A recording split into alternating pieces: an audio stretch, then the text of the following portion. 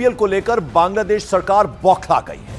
बांग्लादेश में आईपीएल के सभी ब्रॉडकास्ट और टेलीकास्ट सस्पेंड कर दिए गए हैं। बांग्लादेश गवर्नमेंट ने यह फैसला लिया है। बांग्लादेशी प्लेयर मुस्तफिजुर को रिलीज करने से चिढ़ गई है यूनुस सरकार, लिहाजा यह फैसला किया गया है ये सरकार की तरफ से। बौखलाहट उनकी साफ सामने आ रही है और ये फैसला उन्होंने कर लिया है, यानी ब्रॉडकास्ट और टेलीकास्ट सस्पेंड कर दिया गया है। और ये एक तरह से बौखलाहट दिखा रहा है। यूनुस सरकार बेहद चिढ़ गई है जिस तरह से जो बांग्लादेशी प्लेयर है मुस्तफिजुर, उसे रिलीज कर दिया गया है टीम से केकेआर की, और इससे चिढ़ बैठी है यूनुस सरकार और ये फैसला कर लिया गया है। और भारत और बांग्लादेश के बीच क्रिकेट को लेकर विवाद लगातार बढ़ता जा रहा है। बांग्लादेशी खिलाड़ी को आईपीएल से रिलीज करने के इस फैसले के बाद बांग्लादेश ने टी20 वर्ल्ड कप भारत में खेलने से इनकार कर दिया है। एक रिपोर्ट आपको दिखाते हैं।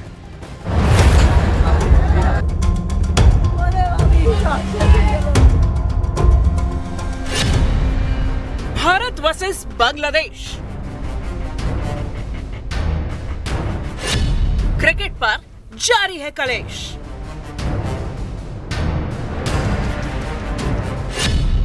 बांग्लादेशी क्रिकेटर आईपीएल से आउट।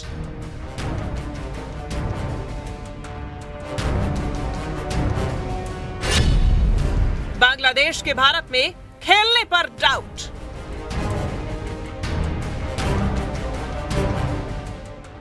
बांग्लादेश में हिंदुओं पर अत्याचार हुआ तो बांग्लादेशी क्रिकेटर को आईपीएल से बाहर करने की मांग उठने लगी।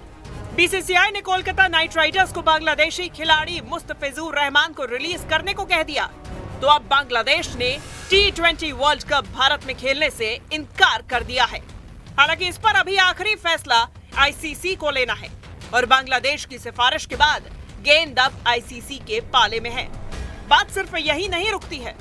बांग्लादेश के खेल मंत्री आसिफ नजरुल का एक फेसबुक पोस्ट वायरल है जिसमें वो बांग्लादेश के सूचना और प्रसारण मंत्रालय से भारत की कैश रिच लीग आईपीएल के सभी कवरेज को रोकने का अनुरोध कर रहे हैं। इन विवादों के बीच भारत में बांग्लादेशी क्रिकेटर को रिलीज करने के फैसले का समर्थन किया जा रहा है।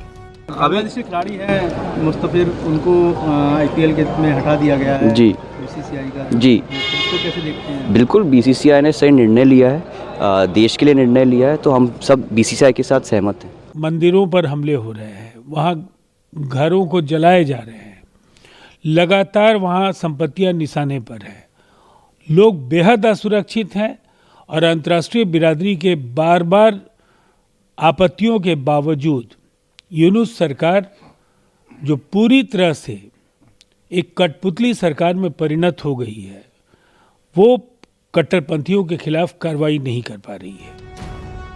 बांग्लादेश की यूनुस सरकार अब हिंदुओं की रक्षा करने में नाकाम रही है और भारत की सियासत में बांग्लादेश पर लगातार निशाना साधा जा रहा है। किसी भी धर्म के लिए, समाज के लिए और देश के लिए उसके विनाश का कारण बनता है। और बांग्लादेश में जिस प्रकार से उत्पीड़न हो रहा है वो उसकी कोई प्रशंसा नहीं कर सकता, उसकी सर्वत्र भर्त्सना है। और बांग्लादेश में लोगों को, जो वहाँ के समझदार लोग हैं, उनको आगे आना चाहिए। भारत के बारे में आप समाचार पत्रों से और सभी तरफ से आप जान रहे हो कि भारत का जो सरकार है, विदेश विभाग है, वो पैनी नज़र रखे है और वो क्षण प्रतिक्षण के घटनाओं से अवगत है। सरकार ने तो अपनी बात स्पष्ट नहीं करी है। जो भी निर्णय आया है, बीसीसीआई का निर्णय आया है, उस पर प्रतिक्रियाएं आ रही हैं। बांग्लादेश के साथ हमारे बहुत गहरे संबंध रहे हैं और बांग्लादेश हमारे आधुनिक इतिहास का एक बहुत बड़ा हिस्सा बांग्लादेश रहा है और वो हम खोना नहीं चाहते, ना हमको खोना चाहिए। लेकिन जो स्थिति आज बनी है बांग्लादेश में, उसके लिए कैसे हम उसमें कुछ कर सकें, एक बहुत बड़ा सवाल है। बहरहाल क्रिकेट को लेकर कलेश जारी है। बीसीसीआई के कड़े फैसले के बाद बांग्लादेश अब बैकफुट पर है और ये देखना होगा कि क्या टी20 वर्ल्ड कप भारत से बाहर खेलने की उसकी मांग पर आईसीसी अपनी मंजूरी देता है या नहीं। और बांग्लादेश के विश्व कप कार्यक्रम पर अगर नजर दौड़ाएं तो 7 फरवरी से टी20 विश्व कप का आगाज यानी इनॉग्रेशन होने वाला है। 7 फरवरी को बांग्लादेश अपना पहला मैच खेलने वाला है।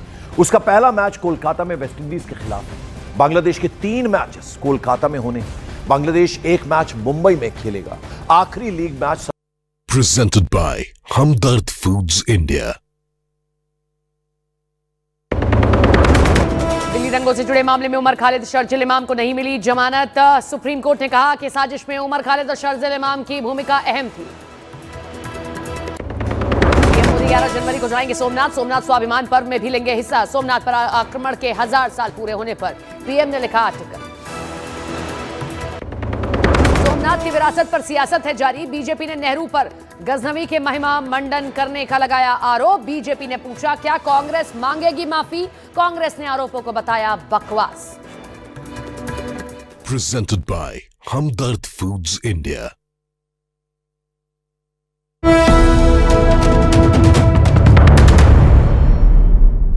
और एक बड़ी खबर आपको बताते हैं, आईपीएल को लेकर बांग्लादेश सरकार बौखला गई है।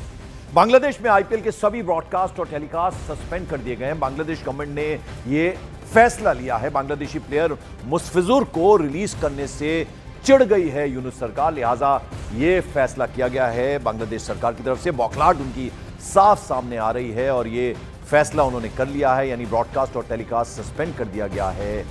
और ये एक तरह से बौखलाहट दिखा रहा है। यूनुस सरकार बेहद चिढ़ गई है जिस तरह से जो बांग्लादेशी प्लेयर है मुस्तफिजुर, उसे रिलीज कर दिया गया है टीम से केकेआर की, और इससे चिढ़ बैठी है यूनुस सरकार और ये फैसला कर लिया गया है। और भारत और बांग्लादेश के बीच क्रिकेट को लेकर विवाद लगातार बढ़ता जा रहा है। बांग्लादेशी खिलाड़ी को आईपीएल से रिलीज करने के इस फैसले के बाद बांग्लादेश ने T20 वर्ल्ड कप भारत में खेलने से इनकार कर दिया है। एक रिपोर्ट आपको दिखाते हैं।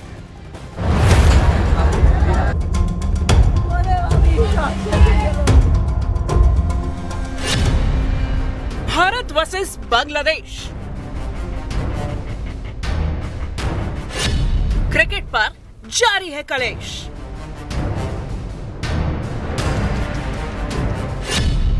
बांग्लादेशी क्रिकेटर आईपीएल से आउट।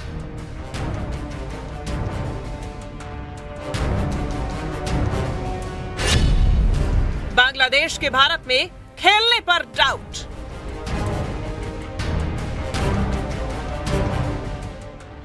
बांग्लादेश में हिंदुओं पर अत्याचार हुआ तो बांग्लादेशी क्रिकेटर को आईपीएल से बाहर करने की मांग उठने लगी।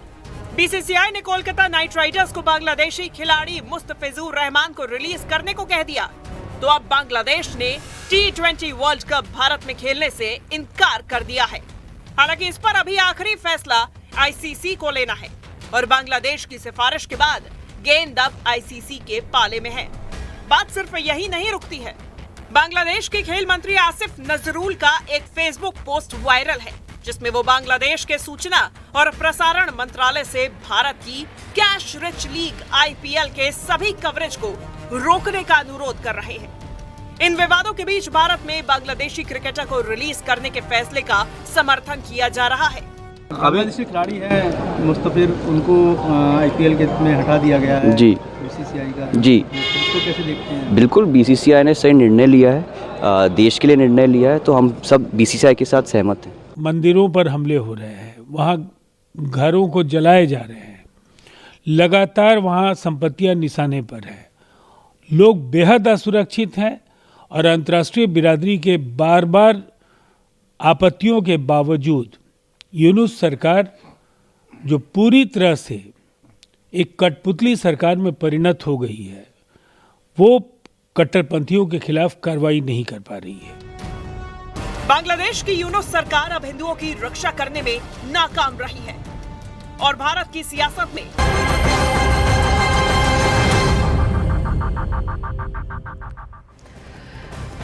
बेंगलुरु में सिनेमा हॉल में लेडीज टॉयलेट में कैमरा मिलने से हड़कंप मच गया। रंगे हाथ पकड़े गए आरोपी की जमकर पिटाई हुई है। हैरान कर देने वाली खबर सामने आई है, जहां पर लोग मूवी देखने के लिए जाते हैं, सिनेमा हॉल में लेडीज टॉयलेट में कैमरा मिला है और इससे हड़कंप मच गया। रंगे हाथों एक आरोपी को पकड़ा गया है और उसके बाद उसकी जमकर धुनाई भी हुई है। तो लोगों ने आरोपी की जमकर पिटाई की। हमारे साथ हमारी सहयोगी रोहिणी जुड़ गई हैं, उनका रुख करते हैं। रोहिणी, बहुत हैरान करने वाली बात है और ये क्या कब से हो रहा था, इस पर भी जानकारी दो, किस तरीके की कार्रवाई की गई? बेशक ये हुई थी करीब कल रात को करीब 9:30 बजे, जहाँ पे जो बेंगलोर के पुलिस का नंबर है 112, उस पर एक कॉल आया था, जहाँ पे एक औरत ने कहा था कि वो जब मूवी के इंटरवल के वक्त उन्होंने वो बाथरूम चली गई थी, तब वहाँ पे एक आदमी वहाँ पे वीडियो लेते हुए दिखाई दिया, और जब उसको पकड़े गए, बाकी लोगों को वहाँ पे बुलाया गया, दिखाई दिया तो उसके फोन खोलते हुए उसके मोबाइल फोन में बहुत सारी औरतों की वीडियोस मिले थे। इसका मतलब है ये पहले से भी कर रहे थे। और जांच पड़ताल करते वक्त पुलिस का ये कहना है कि जब एफआईआर उन्होंने दर्ज किया, उनके साथ इस लड़के का नाम राजेश है, उसने कहा कि उसके साथ एक सहयोगी है कमल, उसके कहने पर ये कर रहा था, और ये कुछ दिनों से भी कर रहा था। ये जो वीडियोस दिखाई दिए हैं उनके फोन में मिले हैं, इसमें बहुत सारे जो औरतों की विजुअल्स हैं, उनको पूछा गया था कि इसके क्या करते हैं वो तफ्तीश, अभी पुलिस का कहना है कि उसकी इन्वेस्टिगेशन अभी भी जारी है। पर सवाल ये है कि जब और ये जो 2 अरेस्ट हुए हैं, एक राजेश और कमल बाकायदा थिएटर में एक कर्मचारी हैं, तो ये पूरा जो देखा जाए तो एक तरीके से एक साजिश था, और एक तरह से दोनों मिलकर ये कर रहे थे। पुलिस मैनेजमेंट थिएटर के मैनेजमेंट कमेटी को भी क्वेश्चन कर रहे हैं, इसके साथ साथ और लोगों की अगर इनके हाथ है वो भी देख रहे हैं, और औरतों की भी ये ले रहे हैं, बिल्कुल। मैनेजिंग जो कमेटी है इस हॉल की, वो भी सवालों के घेरे में है कि आखिर महिला के वॉशरूम में हिडन कैमरा लग गया और वहां पर किसी को खबर तक नहीं हुई। बहुत शुक्रिया आपका तमाम जानकारी के लिए। खबर यूपी के हापुड़ से, जहां चांदी लूटने के लिए लोगों में भगदड़ मच गई। दरअसल हापुड़ हाईवे एक ट्रक से चांदी गिरने के बाद लोगों की भीड़ जमा हो गई। जैसे ही खबर फैली, चांदी लूटने के लिए बड़ी संख्या में लोग पहुंच गए। चांदी की लूट का वीडियो सोशल मीडिया पर खूब वायरल है। चांदी लूटने के लिए लोगों में भगदड़ मच गई। देखिए ये हापुड़ है, जहां पर सड़क पर ये चांदी बिखरी तो लोगों में होड़ मच गई चांदी इकट्ठा करने की। और हम आपको दिखा भी रहे हैं कि एक शख्स ने वीडियो में हाथ पर जिस तरीके से पायल में कुछ घुंघरू होते हैं, वैसे ही चांदी के ये जो कुछ टुकड़े हैं वो हाथ पर रख कर भी दिखाया कि किस तरीके से चांदी लूटने की होड़ मची। बीच हाईवे पर लोगों ने अपनी अपनी गाड़ियों को लगाया और चांदी बटोरने लगे।